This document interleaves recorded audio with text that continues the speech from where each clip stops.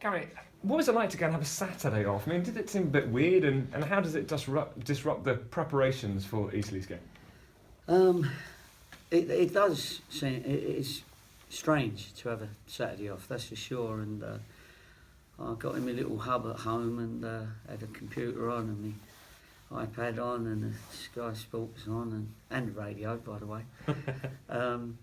Just listening to everything coming in, really.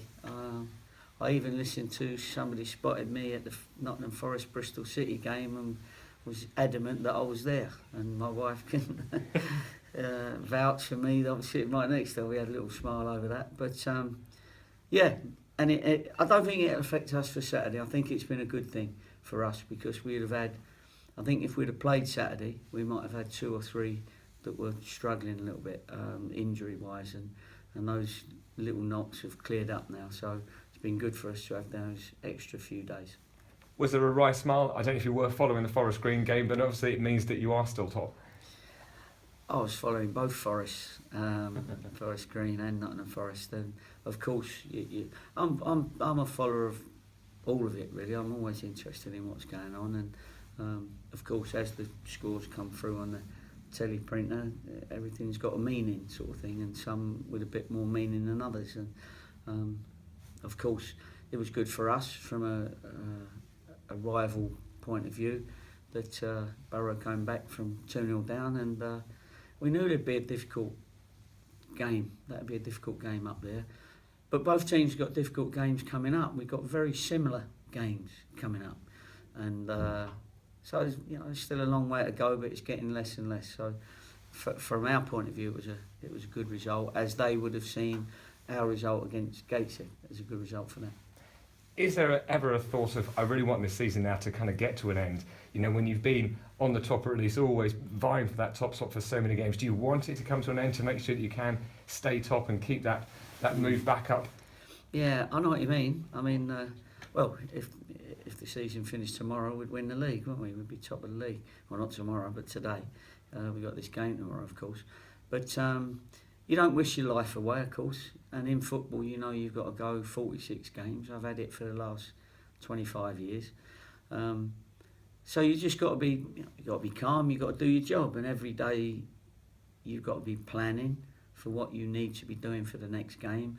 And really, that's as far as your focus has got to be, because otherwise you're dreaming, guessing, worrying. You know what I mean? So you can only deal with what you can deal with immediately, and for us, that's making sure that we've got everybody fit, we got them looking forward to it, we got them with their legs, we got them with their tactics, and that's all you can do really at this moment, and that's my whole schedule is towards the next game. When you look at Eastleigh's recent run of form, hasn't been brilliant. Does that give you an added confidence, or do you just ignore it? I think you've got to be careful, because they're a good team on paper. They're one of the strongest teams in a division. Everybody will tell you that. And if we go there expecting them not to turn up, and their good players not to turn up, then you could get a rude awakening. So we've got to make sure that we go down there. No teams as good as Eastleigh have too many games where they're underperforming. So we've got to make sure that the day is not the day against us where they do perform.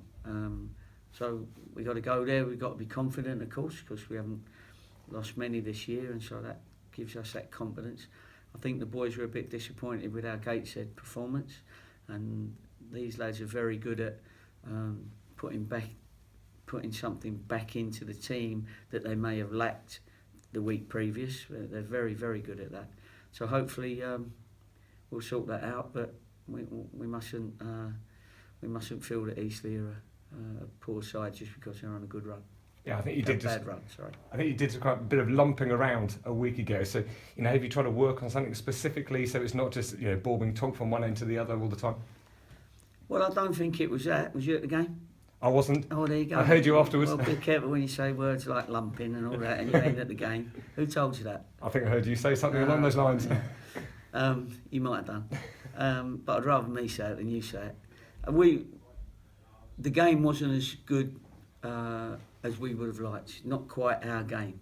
And if we don't play our game, then of course it gives opposition an opportunity. There's other factors that you don't say straight after the game because you don't want to make excuses for your lads.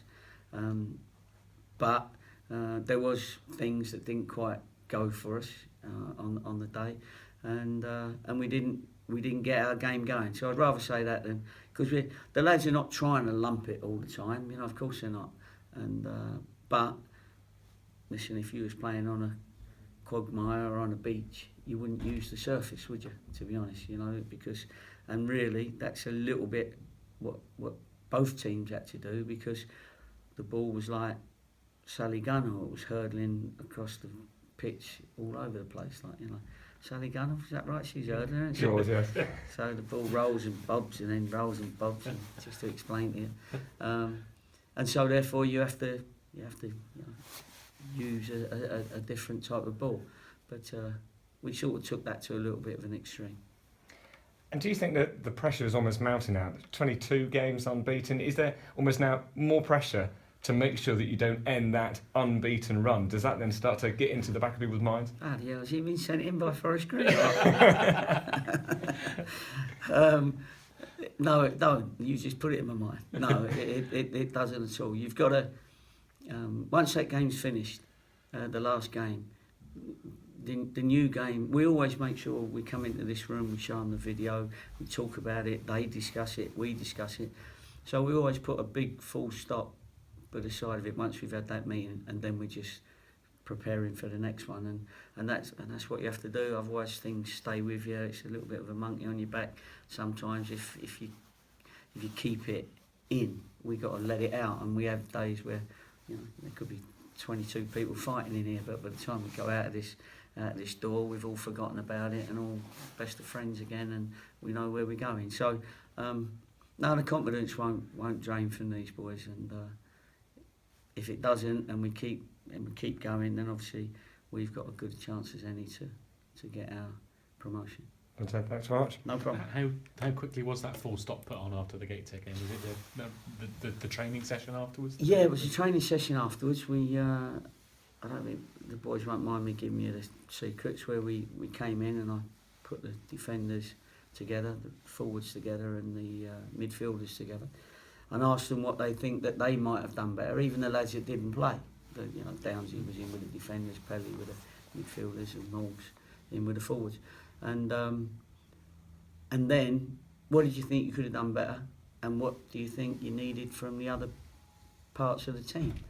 And it's amazing how it all then sort of like mixes and matches, and it all comes to the same. Yeah, we didn't play very well, but we could have done with this. And from the forwards, then the forwards say we should have done this for them. And it just, when I leave this room and the lads leave this room, we all knew that we're not cheating ourselves, we're not kidding ourselves. We knew what we had to do. It didn't happen, so at least if we know what we got to do, let's go and do it next time. And as I say, they all leave this room absolutely 100% ready for the next game. Do you think that's key to getting them mentally attuned? Because you said it was mental tiredness rather than physical tiredness in the Gateshead game. Yeah, I think anyway, all teams are going to get mental tiredness. You know, we're competing against each other, and normally the two teams at the top, given the number of points we've both got, are normally like 10 points clear by now. You know, so it's a great season for concentration for all the way through. Obviously, there's other teams fighting for playoff places, etc. And then both the teams at the top have also got to be, wary of playoffs and that. So you can't, neither team can be that disappointed, you know, or show their disappointment or feel their disappointment if they don't win the league, because they got to be ready for the playoffs, of course, which is another great way of getting there if you can. So it's a concentration. Of course, the best way to get promoted is automatic, because you know then there's not the chance of extra time, penalties, you know, little things that might go against you with three other teams competing. So we've never changed from day one. We're going for promotion. That's what we've done every week. We've not consolidated. We've not said, well, playoffs will be all right. You know what I mean? we've always said, look, we've got to go for that automatic spot, and if we've got the right characters and we're doing the right things, then we'll have every chance. Bouncing back from disappointment hasn't been that hard to do this season with this group, and okay, 0-0 home draw's not that disappointing. Yeah, exactly. But Yeah. think back to the Eastleigh game at Warden Road where they didn't put in a performance No, like that's you right. wanted to. Yeah. Have you seen a lot of sort of mirrors in the last week in terms of the attitude of the players to want to? Yeah. Listen, you could trust this group of lads. You know, if you needed to go to war tomorrow and you needed to pick a group of lads, you'd pick this group of lads. Honestly, you would. I'm not just saying that either. They're right behind each other. They're right behind the philosophy. They're just, you know, we've got them now. Now it'll be, hopefully, the other team hits the post and it comes out, and you hit the post and it goes in. You know, you always get that little bit of luck or bad luck, but you sort of make your own luck because they are. I know they're determined to do well for each other as well as for the club and for the management, and of course we're putting in a lot of effort for them to make sure that they get over that line.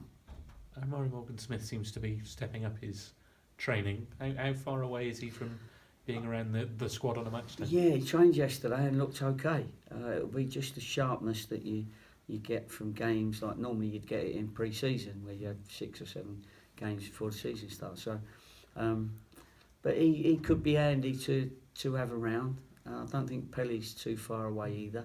So those two are pretty close. Hopefully when Dickie gets right, then we'll have him very soon. Any indication on how long that Well, we're juggling with the transfer loan deadline, you know, which is at the end of March. So we got a couple of weeks yet before we're not going to panic, but before we need to make a decision. But all three believe, and the physios believe, that they'll all be flying fit by the time we have to make that decision. See, March is a big month. It's the penultimate month of the season. Yeah. It starts with your game in hand, which could put you 4 points clear again. That is it was always a game that was going to have a great incentive on it, regardless of what Forest Green did on Saturday. But yeah, it's a massive month. You're right, it is, but it always is anyway. And of course, you have to prepare. I suppose the same we mentioned going to war. Not that I've been there, but I can imagine. I've read books, seen films, and you got to be prepared. And you've got to be prepared, and you've got to think, well, if that happens, you know, you've got to have scenarios. What happens then, and if this happens, we've got to do that. And, you know, you just, even within games, you have to be aware of what's happening elsewhere as well sometimes. And so, you know, we have to plan and be ready for all eventualities. And if you've planned right, then you should get your rewards. Does it feel like the running is now starting? That it is the running started now, yeah, it has definitely, and you know, it's the good thing is, because I've had a lot of run-ins as far as the end of the season run-ins are concerned, and I've been there. So I've been to war. You know, I've been to the places that some haven't been, and the lads can trust you because they know that. You know, I've been in playoff situations, I've been in automatic promotion situations, and win, lose or draw, at least, you know, people listen because you've been there, unlike you not being at our game. There we go.